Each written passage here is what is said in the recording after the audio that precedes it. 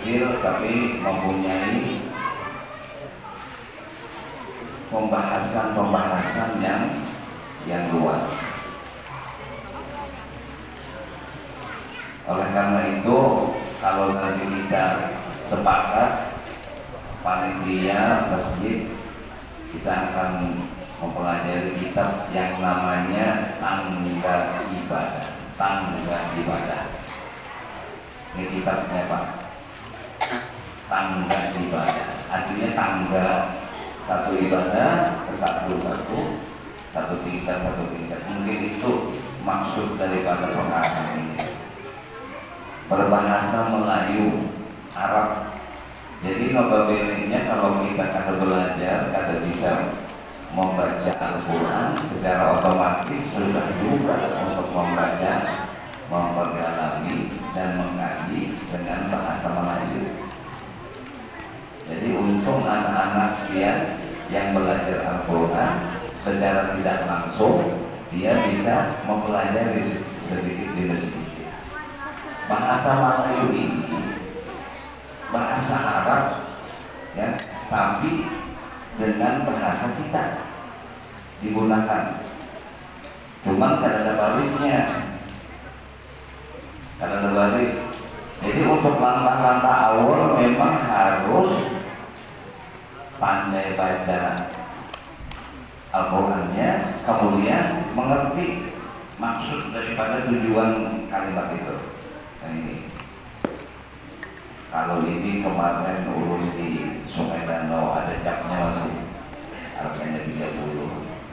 Jadi tadi sama Pak Haji Muhammad Nur, kalau dia Taman Tahura atau Banjarmasin bisa cari ini, mungkin jauh harganya. Jadi bisa aja kita. Kenapa? Karena orang menuntut ilmu itu ada 4 kriterianya. Pertama, kata Rasul, kun aliman. Jadilah kamu itu orang alim. Kita disuruh oleh Rasul, jadilah kamu orang alim, orang yang berilmu. Jadi tuan guru. Yang kedua, au muta'alliman, kata Rasul. Kalau kada jadi orang alim, orang yang menuntut. Maka orang yang menuntut, karena ada gurunya, karena ada orang alimnya, maka dia menuntut ilmu. Ciri orang menuntut ilmu itu kalau belajar harus ada kitabnya, dan kitab itu nanti bisa dipertanggungjawabkan. Hati-hati Bapak, kalau ada orang yang belajar tanpa ada kitab, itu kan nanti pertanggungjawabannya bagaimana? Terutama kebanyakan orang yang mengaji masalah hakikat.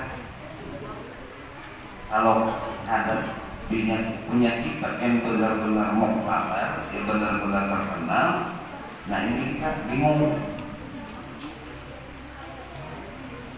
Dan ini sangat fatal akhirnya. Nah oleh karena itu kita pakai kitab. Pertama hakim, orang hakim ada.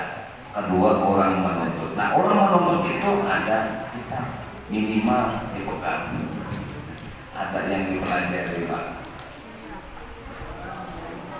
Jadi orang dulu mengaji, apalagi tulisannya ini halus-halus, ada halus lah.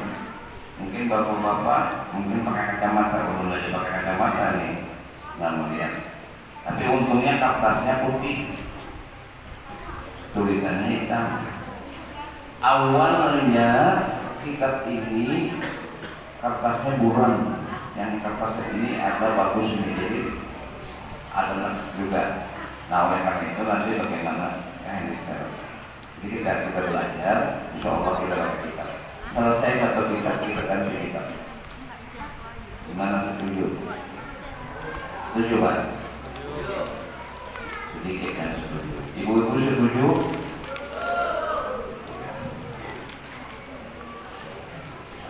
Boleh. Yang ketiga kata Rasul, au mustami'ah. Karena kalau bisa baca, karena kalau bisa apa-apa, kita jadi mustami, pendengar sama. Karena kita dasarnya dulu sekolah kada selesai, SD nya kada selesai, SD selesai, SMP selesai, tapi tidak pernah belajar huruf Arab. Nah, susah juga. Jadi mustami. Yang keempat, muhibban, pencinta, cinta kepada majelis taklim, kepada majelis zikir, kita cinta. Cinta ini modal. Kalau tidak ada rasa cinta kita kepada ilmu, tidak ada semangat. Nah, oleh karena itu, empat kata Rasul ini, jadikanlah diri kamu orang alim. Tidak bisa jadi orang alim, penuntut ilmu, kalau tidak bisa pendengar. Oleh karena itu, anak-anakku sekalian, kalau jadi pendengar, pendengarlah yang baik, jangan sambil bertanya. Ya,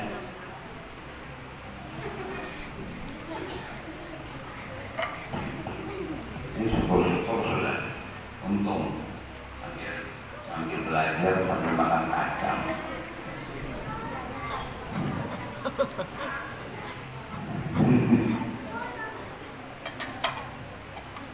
Yang penting bersih masjidnya, jangan nanti sampahnya kasihan penjaga masjidnya, yang makan kacang, baik anak yang sekarang maupun anak yang dulu.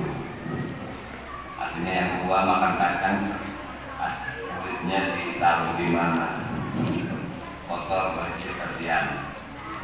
Baik Bapak Ibu hadirin yang dimuliakan oleh Allah, pada malam hari ini ada beberapa materi. Pertama, kita mukadimah akan dulu bacakan.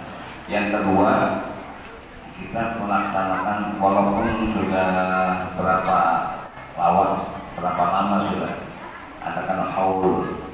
Jadi seorang ulama, tokoh besar dan masyhur di negara kita, bahkan di Asia Tenggara, bahkan pada masanya di Arab Saudi pun terkenal, yaitu Syekh Muhammad Arsyad, Syekh Muhammad Arsyad bin Abdullah. Ya. Kemudian yang kedua, Syekh Muhammad Kashful Anwar, pendiri pondok pesantren Darussalam. Kebetulan ini di bulan Syawal meninggalnya. Yang ketiga, seorang habaib zuriyah Rasul. Sebenarnya banyak, bukan Habib Saleh ini aja. Habib Saleh bin Muhsin Al-Hamid Jember, dari Jember, Tanggul Jember.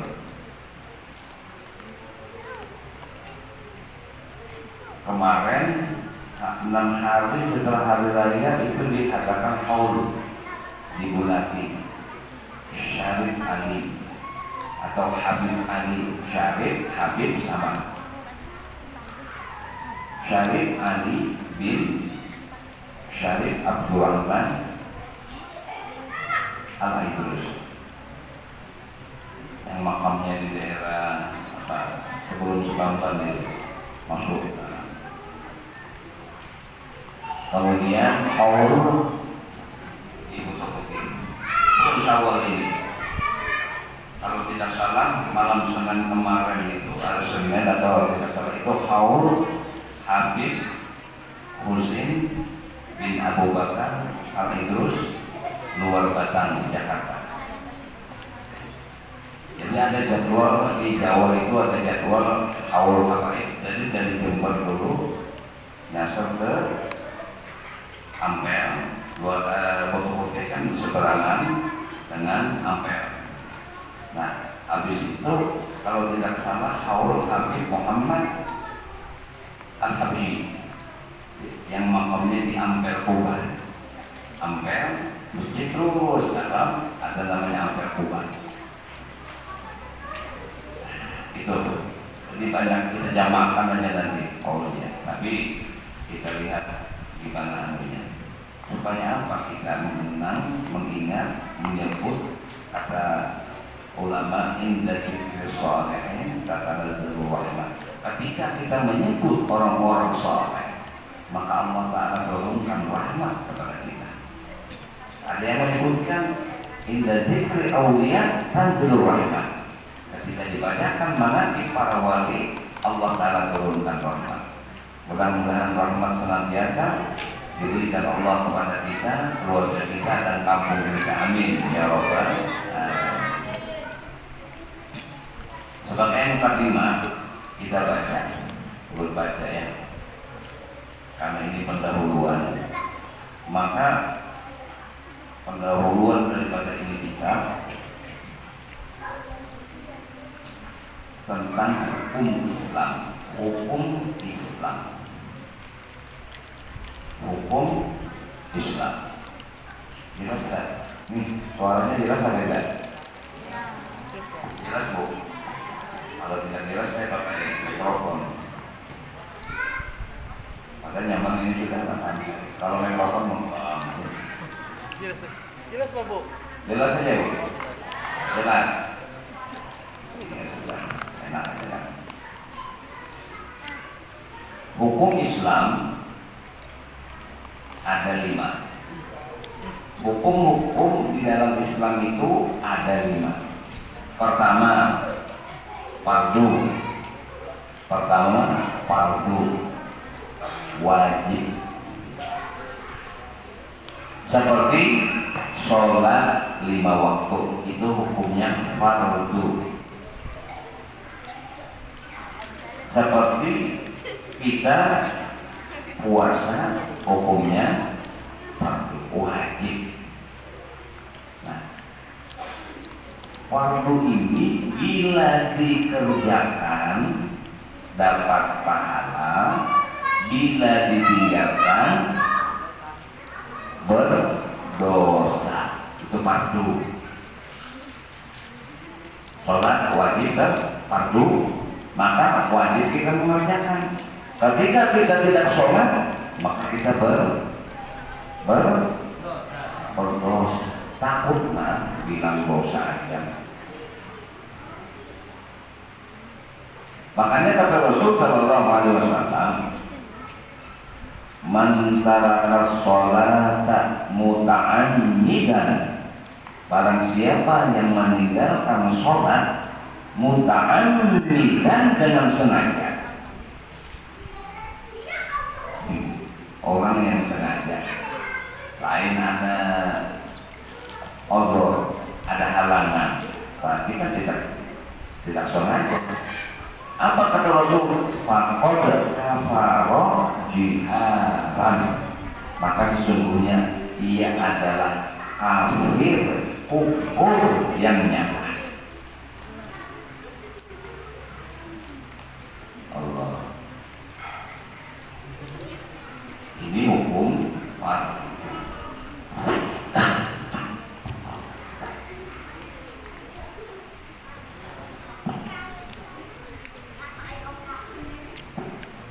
Hukum Islam ada 5, bukan rukun ya, hukum.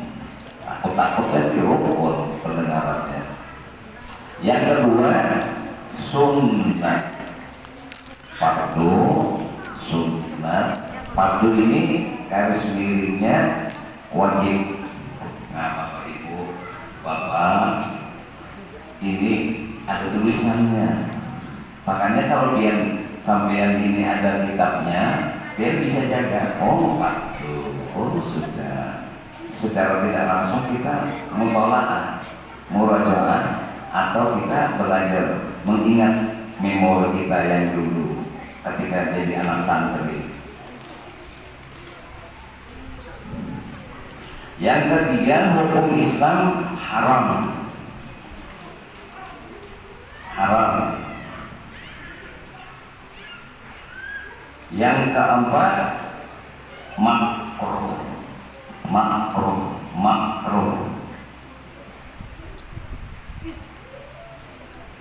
Nanti ada penjelasannya. Yang kelima, harus atau mubah. Harus atau mubah. Ada 5 hukum fardu. Ya sama-sama fardu, sunnah, haram.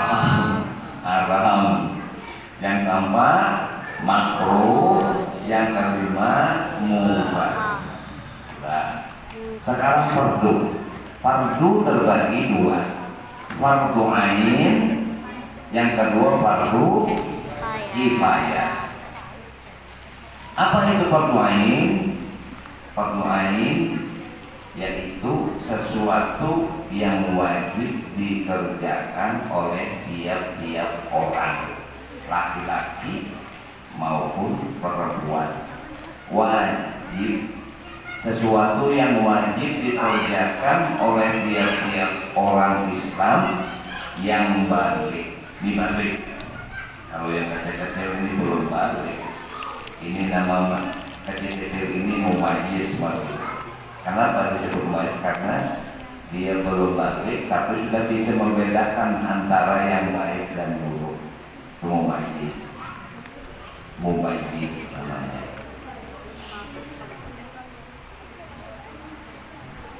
Jadi ini syaratnya nih, wajib dikerjakan oleh tiap-tiap orang Islam kita semua Islam yang balik itu sudah laki-laki bisa alamatnya tandanya bermimpi, kalau perempuan alamatnya tandanya datang haid. Nah, itu terperinci lagi, dibahas nanti insyaallah. Mudah-mudahan Bu, Pak, kita sehat semuanya, amin. Hati kita senang terus untuk menuntut ilmu, amin. Anak-anak kita senang menuntut ilmu, doakan Pak. Dan kita harus punya prinsip, kita sudah bodoh, jangan sampai anak kita bodoh. Kalau bisa anak kita ini lebih hebat daripada kita. Oleh karena itu, untuk anak kita jadi hebat harus dikasih pendidikan, harus belajar dia. Biar aja kita yang nafkahnya luar biasa, asal anak kita sekolah. Jangan sampai, nah sudah berarti sekolah, ikut bapak jadi buruh sawit. Nah susah ini. Biar dapat banyak duit, ya Allah jangan. Biar anak kita sekolah, biar ada kita yang kerja. Dan satu prinsip kita, anak kita yang sekolah itu rezekinya dijamin Allah. Mungkin berkat anak kita sekolah, rezeki kita tambah berkah. Jangan ragu kita. Jangan sampai anak kita, kamu sudah tamat SMP, ikut bapak. Kalau perlu kita SMP tidak selesai, anak kita SMP, terus SMA, kalau perlu dia kuliah.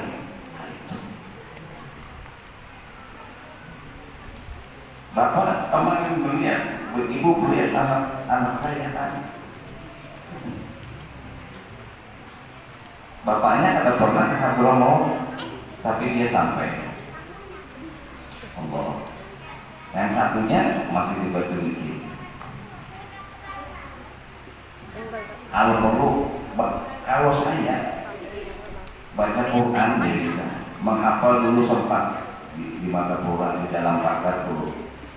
Tapi kita sampai paling juz 4.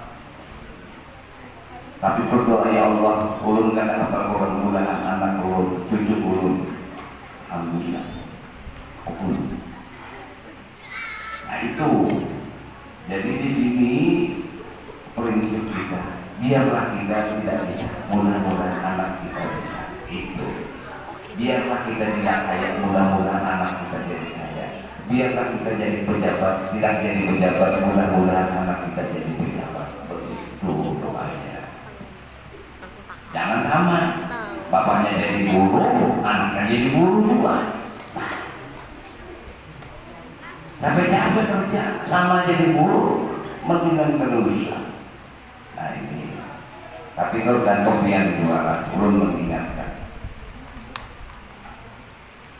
Fardu ain kembali, laki-laki berakal, kan? Contohnya sembahyang 5 waktu, wajib, fardu, puasa Ramadan, dan haji bagi yang mampu. Ini saudara-saudara kita tanggal 28 kalau tidak salah bulan Mei ini, ada yang tanggal 21 sudah berangkat haji. Haji terus. Ada yang hajinya plus double plusnya. Bayarnya yang larang. Plus. Kalau haji regional biasa. Ada yang kalau tidak salah tanggal 28. Karena lu termasuk bagi diminta memberi materi manasik haji. Kadang-kadang di rumah ada orang bicara dari manasik haji, umroh juga. Nah itu. Kemudian fardu kifayah. Jadi ingat, fardu terbagi 2. Pertama fardu ain, yang kedua fardu kifayah.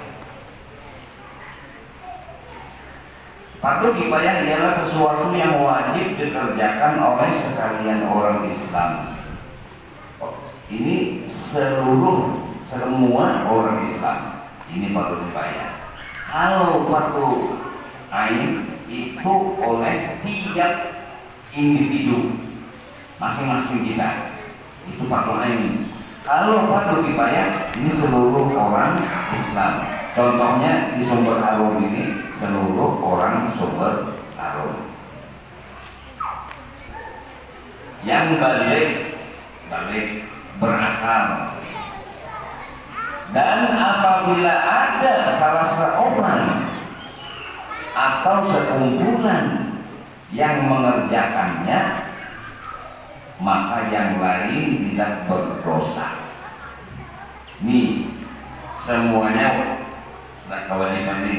Lalu ada yang mengerjakan 1 orang atau 2 orang, maka lepaslah kalau berdosa yang lainnya, karena sudah ada yang mengerjakan. Ini namanya fardu kifayah.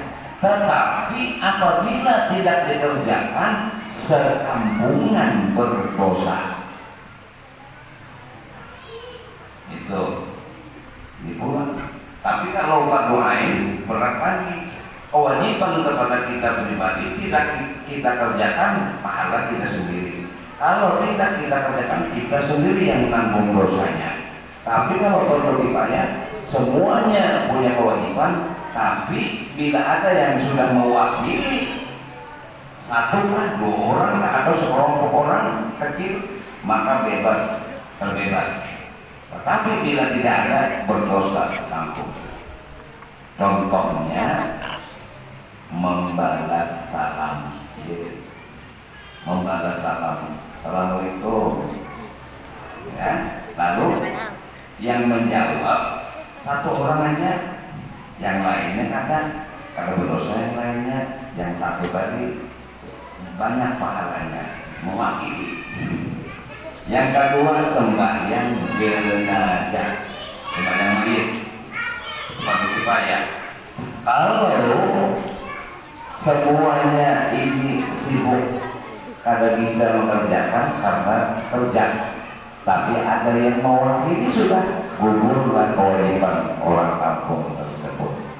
Nah itu fardu kifayah. Dan yang lainnya seperti, nah ini kalau kita perhatikan, belajar fikih, belajar ilmu tauhid, belajar ilmu tasawuf, akhlak, hukumnya fardu ain. Belajarnya itu menurut ilmunya itu fardu ain, mulai balik sampai fardu ain hukumnya masing-masing. Oleh karena itu belajar fikih kewajiban kita pribadi masing-masing. Kalau kita ada belajar, kita tidak tahu, misal sholat kada tahu kita, atau istinja kita tidak tahu, tohawah tidak tahu, berwudu tidak tahu, berdosa kita, karena hukumnya fardu ain.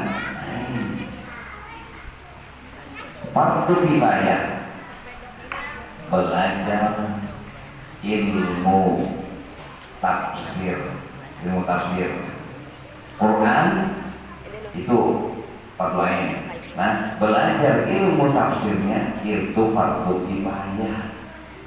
Di kampung kita ini ada yang ahli tafsir misalnya, lepas sekampungan dosanya. Kalau tidak ada, maka berdosa sekampungan. Waduh, gimana ini? Nah, oleh karena itu kita belajar dulu, karena kita kan keterbelakangan, wajar saja. Kalau sudah mengarah ke sana banyak sebenarnya.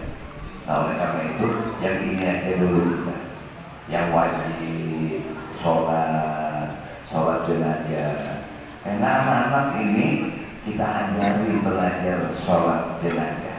Gampang sholat jenazah itu, 4 takbir aja, 4 takbir. Masalah bacaannya insya Allah dapat. Jadi kalau ada orang yang meninggal, semuanya bisa melaksanakan sholat jenazah. Cuman yang menjadi fardu kifayah syaratnya kalau masih kecil-kecil ini ada masuk. Tapi kalau dia mau ikut sholat jenazah boleh belajar. Sebab kalau sudah yang tuanya meninggal, siapa nanti yang jadi pengganti kita? Insyaallah mudah-mudahan panjang umur kita, mudah-mudahan panjang umur, sehat, banyak rezekinya. Tuhan kalau sudah masalah rezekinya kencang. Bapak Ibu hadirin yang dimuliakan oleh Allah. Nah, kemudian yang berikutnya setelah fardu hukum Islam sunnah.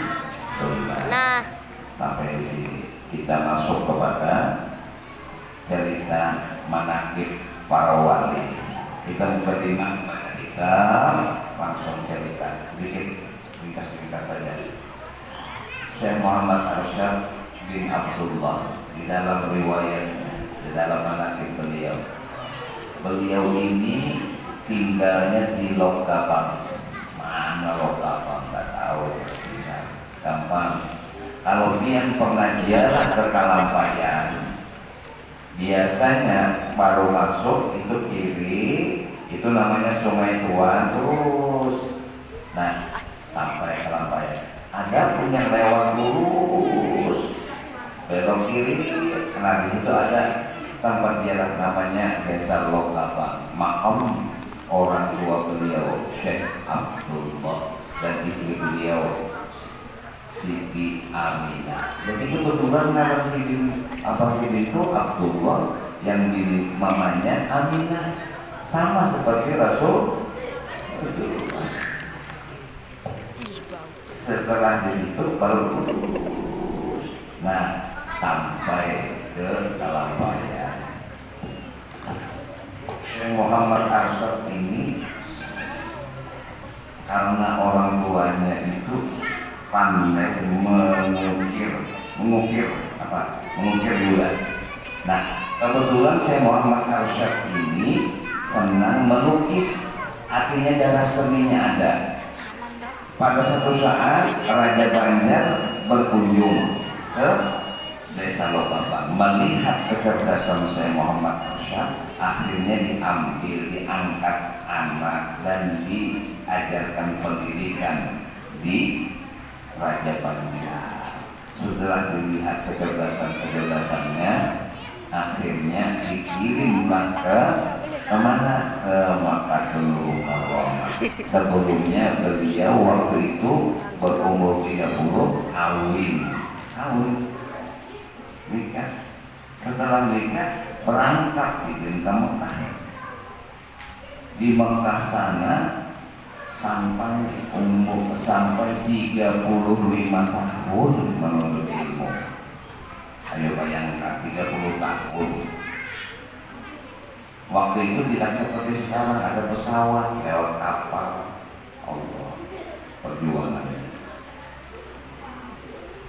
Ini untuk Kalimantan Selatan punya tokoh yang sangat luar biasa. Nah, haulnya 217. Haul beliau 217. Umur beliau 100 lebih, berarti 300 sama. Mungkin zaman penjajah 300 2023 ini 2000, jadi sekitar 1017an ya. Ini kan 2023 itu lahirnya sih zaman Panjaluan, kerajaan Banjar. Adapun Syekh Muhammad Kashful Anwar, beliau ini orang yang luar biasa giginya menuntut ilmu, dan orang tuanya menyekolahkan beliau sampai ke Mekah sana. Dan di dalam menakibnya Abah Sidin meninggal di Mekah, Mama Sidin meninggal di Mekah. Syekh Muhammad Kashful Anwar itu di Kampung Melayu kubahnya.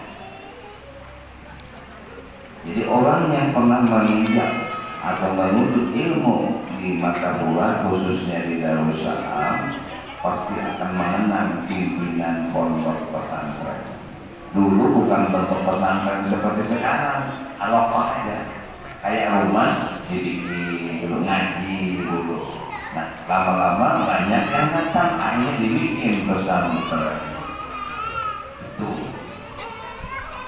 Dan kita tahu Darussalam banyak menelurkan ulama-ulama. Sudah. Kemudian Syekh Habib Soleh bin Muhsin Tanggul, beliau itu, ini salah satu karomah Sidin aja, pernah ada datang perempuan wanita sama ya. Kebetulan bukan Islam, punya penyakit kalau tidak salah gitu. Disuruh datang, bukan bermimpi, kalau tidak salah bermimpi supaya datang ke Habib Soleh Tanggul. Jadi datang ke Jakarta, saya mau ketemu ini, namanya bingung di Jakarta di mana ini Habib Soleh. Jakarta dengan Jawa Timur jauh. Akhirnya ada yang kenal, oh jauh, Jakarta ke Surabaya dulu, habis itu ke Jember. Karena dia punya semangat, ayo berangkat. Sampai di sana ketemu sama beliau, bahasa kita kan kalau bisa bahasa orang bahasa Inggris, kata bisa bahasa Inggris, tapi kalau bahasa Arab ya ditanya, oh saya punya penyakit. Nah kebetulan bermimpi ketemu, kata beliau dikasih air, sudah pulang. Sudah dikasih air pulang, ternyata sembuh. Nah setelah sembuh itu balik lagi masuk Islam. Mau dikasih duit, kalau mau Habibnya. Ini luar biasa Habib Soleh. Jadi di antara para habaib khususnya, mereka yakin bahwasanya dengan karomahnya Habib Soleh ini, hajat orang yang datang ke sana, terutama masalah urusan rezeki, banyak kabul.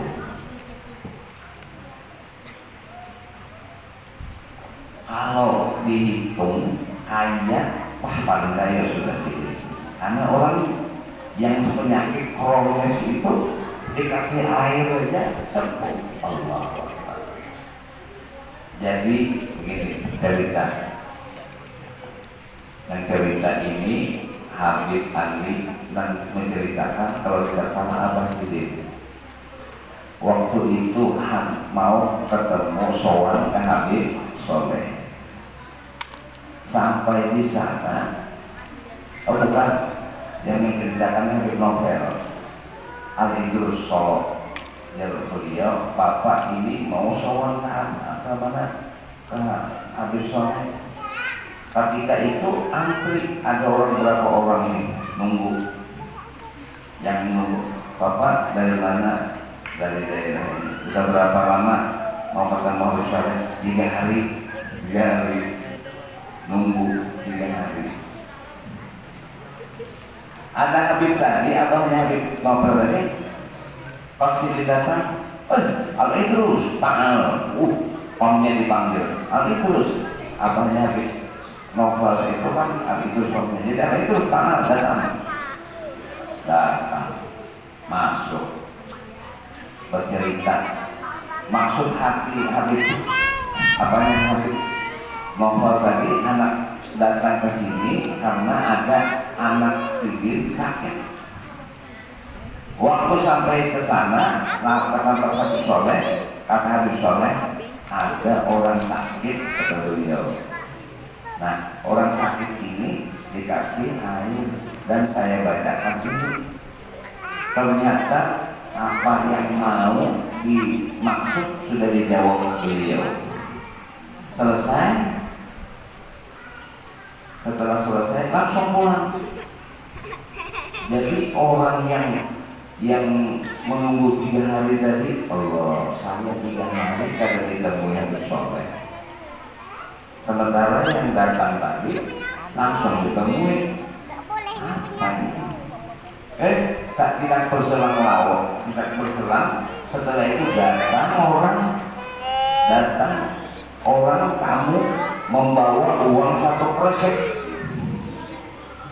Kamu yang berikutnya yang menyaksikan tadi abahnya Habib Novel, kata beliau, datang kamu tadi. Habib, alhamdulillah berkat doa pesantren kabul. Nah ini dulu bahagia kalau melihat. Oh ya silakan taruh. Setelah selesai pulang tamunya. Akhirnya yang 3 hari tadi dipanggil, kata Habib Soleh, yang 3 hari tadi menunggu Habib Soleh. Ternyata orang ini minta barokahnya Habib Soleh lantaran hutangnya banyak.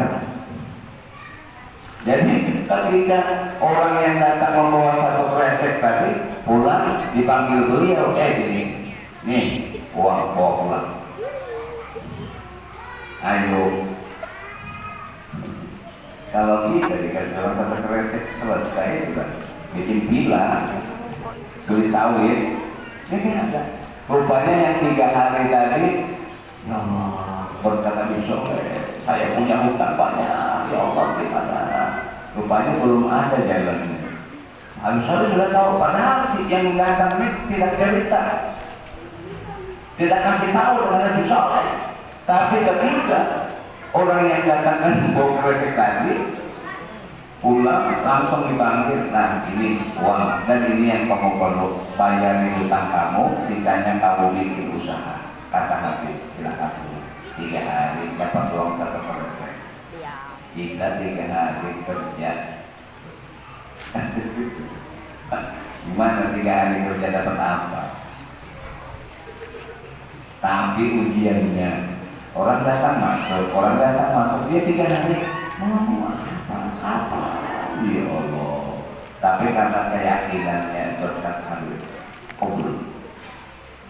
Itu satu-satu. Ya, akhirnya beliau apanya berapa ini?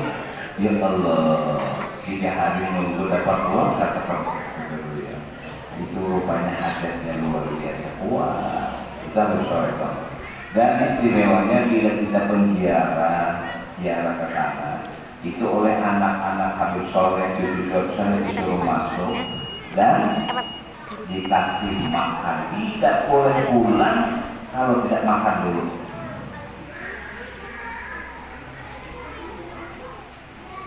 Jumper. Kita kalau ada tamu datang ngasih air putih aja nggak mau. Sampai ngomong ada air putih nggak, biar tamunya terlaluan. Gimana mau barokah rumah kita? Ini rumah Allah. Sampai yang ngasih air di sini, berarti yang datang ini tamu Allah. Setiap tamu Allah kita yang memberi makan, berarti kita sudah menjadi orang perantara tamu-tamunya Allah. Makanya di dalam manahij sama ketika orang mau ziarah ke makam Rasulullah, mampir dulu kepada Syekh. Dalam riwayatnya itu ada Syekh itu yang datang itu yang sedang seperti sekarang, dulu kan tidak banyak datang, dikasih makan dulu, baru dihantar ziarah ke makam Rasulullah. Setelah adanya Wahabi, susah ziarah. Mau ziarah angkat tangan menghadap makam Rasulullah, sirik katanya. Makanya orang berlomba-lomba di Mekah, di Madinah, kalau bulan puasa itu membukakan puasa itu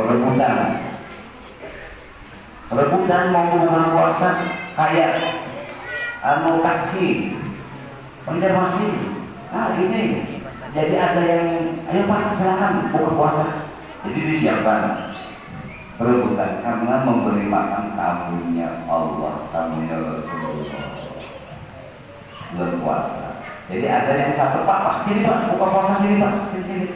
Jadi bukan ada, pokoknya makanya yang coba buka YouTube buka puasa di Masjidil Nabawi, di Masjidil Haram, iftar bulan katanya. Ayo buka di sini, tapi ada terus karena di sana ada lagi. Kenapa mereka mengambilkan keberkahan ketika kita membukakan orang puasa di tempat yang luar biasa? Nah itu pula Bapak Ibu, biar sampean menyiapkan makanan, menyiapkan minuman, menyiapkan snack dan sebagainya untuk majelis kita, insya Allah barokah. Amin. Apa ini dok? Ya. Ini aja, kalau kita cerita terus bisa lewat kapan makan. Ya, ini aja. Insyaallah kita dalam pertemuan yang akan datang, dan insyaallah kita lanjut di kitab. Mungkin kalau bulan depan, karena mungkin bulan depan atau ya terserah panitia atau lainnya, mau 1 bulan boleh, mau setengah bulan boleh, mau perang boleh. Ya, jangan kendor semangat untuk agama itu. Ini buru-buru aja, masa saya kemarin 2 bulan, ini sebulan lagi, kendor kan. Mana perjuangan mempertimbang kita? Ini kita, nah kalau misalnya ingin dibaca, biar kasih berapa duit, berikan, ada yang membaca. Setiap kali orang membaca, setiap kali pahalanya mengalir, itu sampai kepada kita. Barokah. Makanya ulun nasihat ini sedikit ya. Orang yang tulak haji Pak, kalau yang tulak haji nanti ke Masjidil Haram, apa bahasanya itu bukan beli, ada orang jual mushaf Quran, kita ambil, kita belilah, bahasa kasarnya beli, hadiahi, terus di Masjidil Nabawi baca Quran. Habis selesai kita letakkan di tempatnya, berniat kita sedekahkan ini. Nah selama Quran itu dipakai orang, selama itu pula pahalanya mengalir. Satu. Yang kedua, tempat Masjidil Haram, Masjidil Nabawi, tempat yang paling luar biasa. Saat 2 rakaat kita sholat di Masjidil Haram, pahalanya sama 10.000 di masjid biasa. Masjid biasa 10.000, kita sholat di Masjidil Haram 2 rakaat. Nah ini bukan. Terus Kecil badanmu. lihat keberkahannya. Karena saya waktu berangkat itu dinasihati, dikasih saran begitu. Ini Masjidil Haram. Biar satu ya.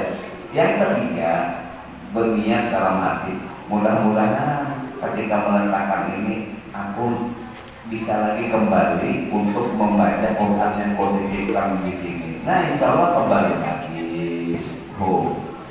Gitu. Sama yang ngasih makanan, ngasih minum, ngasih makan, mudah-mudahan berkah rezekinya dengan berkat yang dihauli ini. Apa yang kita hajatkan dikabulkan oleh Allah. Punya anak yang soleh dan solehah, urusan kita lancar, segala hutang kita terbayar. Yang belum kawin mudah kawin, yang sudah kawin mudah-mudahan lagi kawin.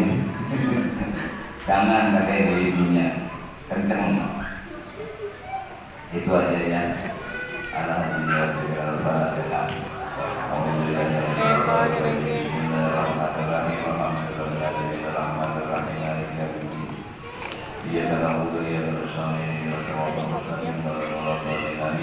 Abdul Jibri Fa'alam tahlil sebentar. Abdul Jibri Fa'alam annahu la ilaha illallah la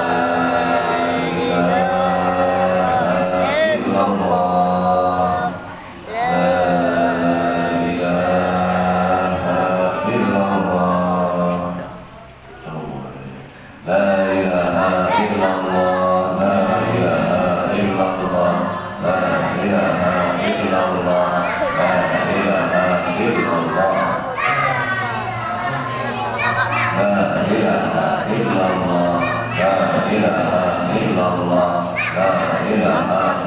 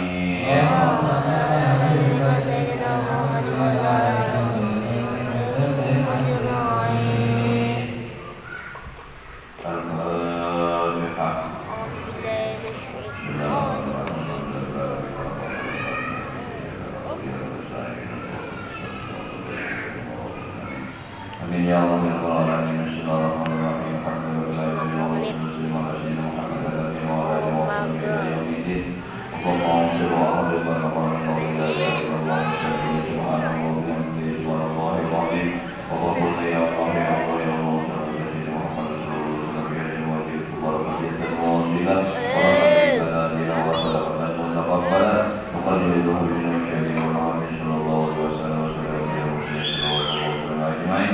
ومصحبه والمرضى والتابعين إلى يوم الدين من أفضل المقلدين بالدين علماء العابدين والفقراء المحدثين والقراء المبشرين وسدد الشبهات بالمحسن إلى يوم الدين ثم إلى ذوي آبائنا وأمهاتنا وأخواتنا والأجداد وجداتنا ومشايخنا ومعلمنا وخصوصنا والشيخ محمد أرشد بن عبد الله الفجري ثم إلى يوم الكشف ورحمتنا بإجمعين ثم إلى روح الحبيب صالح بن مسلم الحبيب ثم إلى روح شريف علي بن عبد الرحمن العجوز ثم إلى روح الحبيب عبد الله بن حبيب أحمد بن عبد الله البربكي ثم إلى الشيخ بن عبد الله البربكي ثم إلى روح الحبيب حسين بن أبو بكر العيدروس والبدر ثم إلى روح محمد الحبشي ورب العالمين وإلى روح مشايخنا ومعلمينا ووالدينا ووالديكم وأمهاتنا وأمهاتكم وآبائنا وأمهاتكم ولجميع المسلمين والمسلمات والمؤمنين والمؤمنات خصوصا المسجد ولا يجعل الله واغفر لهم وارحمهم وعافهم واعف عنهم اللهم أجل الرحمة والنعمة والمهجة والشفاعة على أهل القبور اللهم اجعلنا مغفورا من ذنب الجنان ولا تجعلنا مغفورا من أمر النيران ربنا اغفر لنا ولإخواننا الذين سبقونا بالإيمان ولا تجعل في قلوبنا غير الذين آمنوا ربنا إنك رؤوف رحيم ربنا آتنا في الدنيا حسنة وفي الآخرة حسنة وقنا عذاب النار